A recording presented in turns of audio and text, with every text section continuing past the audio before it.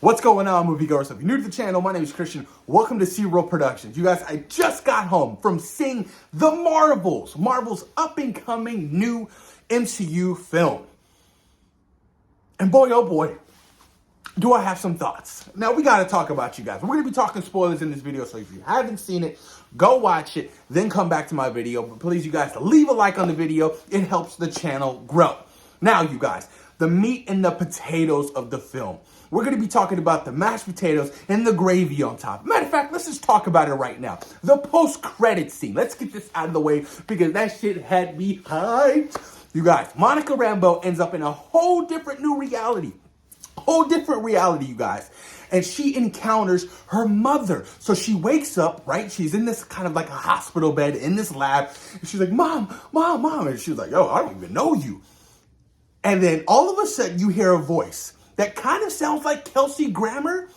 Kelsey Grammer played Beast in the X-Men film, X-Men 3: The Last Stand, and X-Men Days of Future Past at the very end. And then you see Beast, and it is all gloriousness, you guys. I mean, the comic book accuracy, the teeth, oh, I lost it. I was geeking out so much sitting there. I couldn't believe it. I was like, holy shit, he is perfect. The lab coat, I was just like, oh, I can't wait to see you in action. Oh, I can't wait to see you in Deadpool 3. I need more of it. It was just so spot on. So spot on. You guys, the authenticity of Beast was there.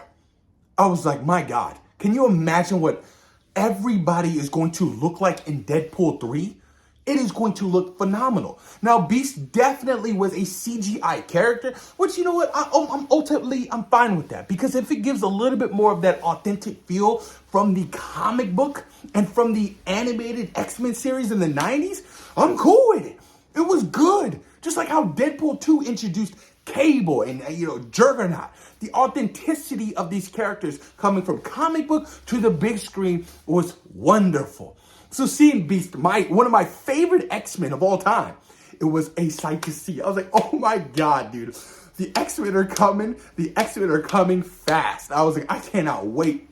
Can you imagine what Channing Tatum as Gambit looks like? Or Cyclops? Storm? In their original costumes? It is going to be so dope, you guys. And he even mentioned Professor X. I was like, oh, hell yeah. I was so excited when he mentioned Professor X. I was like, this is it. I can't wait. The X-Men are coming, you guys, and they're coming fast. Deadpool 3 can't get here soon enough. Too bad it got delayed to July.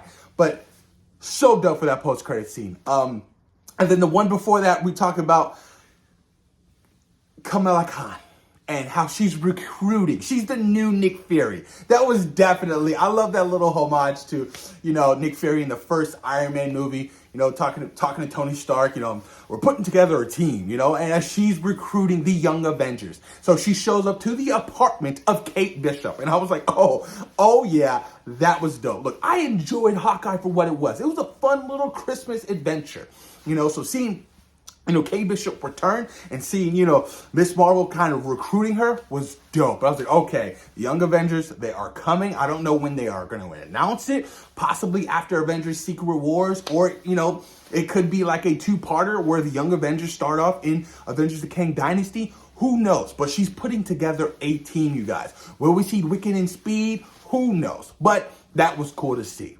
Now, you guys, let's talk about the Marvels. It was a fun film. It was short, sweet, simple, wasn't overcomplicated, wasn't complex. The runtime was perfect to me. I really enjoyed The Marvels for what it was. Yeah, was there some bits that didn't work for me? Sure, but that is with majority of movies. I had a good time. This was a great sequel to Captain Marvel. This was a great sequel to Miss Marvel Season 1. And this was a great sequel to WandaVision for Monica. To see Miss Marvel, Captain Marvel, and Monica all kicking ass together was dope. I love how they kept switching powers or whatever. They kept switching. I thought that was a brilliant move. and the way it was well executed, I had a good time with it. I was really engaged in this movie from start to finish. I don't think there was ever a dull moment or a boring moment for me, other than probably one scene. One scene, you guys, we're gonna talk about. The two scenes that didn't really work for me. Let's talk about it. The planet where they go, where you have to sing and communicate, where, you know, Brie Larson's Captain Marvel is a Disney princess, essentially. I was like, this doesn't really work for me. You know what I mean? I definitely feel like they could have cut that whole scene out, and, you know, I don't know. It was a little bit over the top. It was a little bit too cringe for my liking.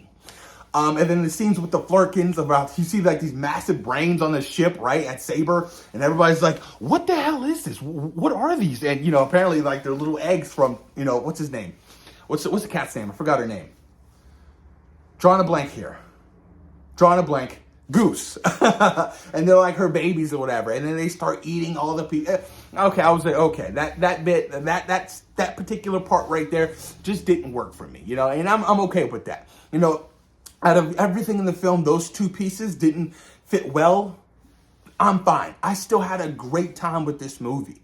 The visual effects were great. I didn't see any inconsistencies with that. You know, I thought the power sets between Miss Marvel and, you know, Monica Rambeau and Captain Marvel all look wonderful to me.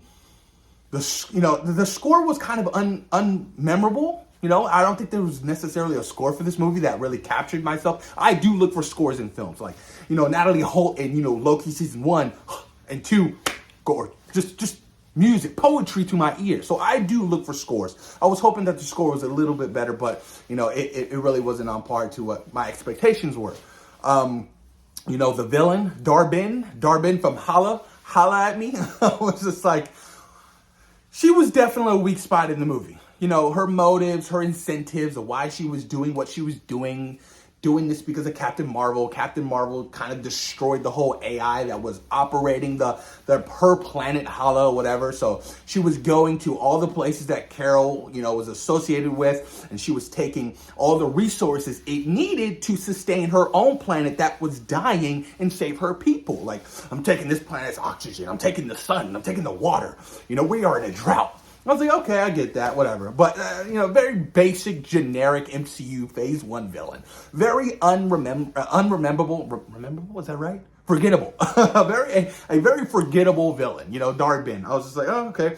Maybe it would have had a little bit more weight to it if she was, like, in Guardians of the Galaxy, right next to Ronan the Accuser. Because essentially, you know, she kind of took his place. And I was just like, where were you this whole time? Like, why? All of a sudden, you're like second in command? Like, there was nobody else? Like, what? So I found that to be a little bit odd. You know what I mean? I like that they really touched on Monica and Carol's relationship. You know what I mean? Because she was like, essentially like, you know, her second mom. You know, I changed your diapers. You know, I watched you grow up. You know, I thought that was very, very beautiful, and some heartfelt moments between the two, especially when they first interacted, you know what I mean? I thought that was really, really good, and we got to see flashback scenes of, you know, her mom dealing with the cancer and stuff like that. That hurt. I was like, damn. That whole sequence when they're all, like, connected to the scroll, you know, technology, whatever, and Carol really couldn't control her mind or her memories, and, you know, I was like, damn, this is crazy, you know? I really like that, man. But honestly, Iman Vellani as Miss Marvel stole the show for me. She was fun. She was like, yes, she was like Spider-Man when he first joined Iron Man. You know, he was like the fan geeking out. And I liked that about her. She was entertaining. She was great. And I was like, yo, I really like Iman Vellani. You know, Miss Marvel season 1, it was cool.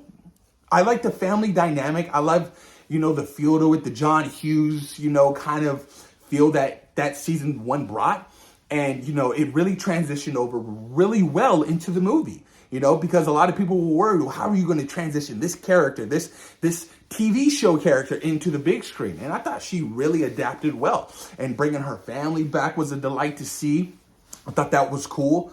One thing I want to talk about, and we got to talk about it, Nick Fury. The inconsistency of Nick Fury drives me wild. I want to go back to the Winter Soldier Nick Fury. Secret Invasion just happened. He lost, what's her name? Kobe Smulders. I forgot her. How can I forget her name? completely forgot her name. He lost Talos.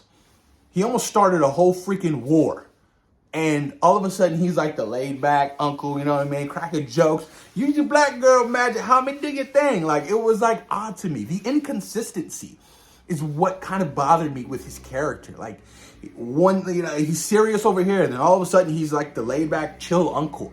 So I was like, I would have liked a much more stern, Nick Fury in this movie. He was like the comedic relief for the film. And, I didn't mind it, but I just, the consistency. I don't know if, the director, Nia DaCosta, saw Secret Invasion. She's like, whoa. This Nick Fury's kind of broken. He was coming out of retirement and, he lost a bunch of people he loved. He had great relationships with. Maybe we should kind of transition that Nick Fury over into, this particular movie. But, they decided not to do that, man. But all in all, you guys, I enjoyed The Marvels. It was fun. It was a fun space adventure. Like I said, it was quick, short, and simple. Wasn't overcomplicated. The action was fun. A generic Marvel villain.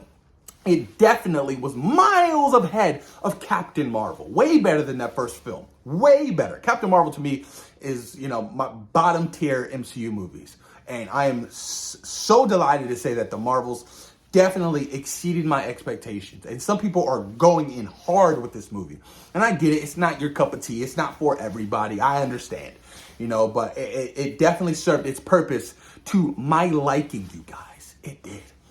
It really did. Did I miss anything? We talked action, Nick Fury. We talked Monica, Carol. Carol was much more powerful in this film, I felt, She definitely was more of a badass. And Brie Larson just she embodies this shit. And I'm like, yo, I need more of you. And she's sexy as hell. I'm not gonna lie. I'm not gonna lie at all, you guys. I'm so attracted to Brie Larson. But all in all, you guys, The Marvels was a good time at the theaters. Post your comments down below. Let me know what you guys thought about The Marvels. Where do you rank it in your MCU ranking out of all 30-something projects? Post your comments down below and let me know what you guys think. Peace.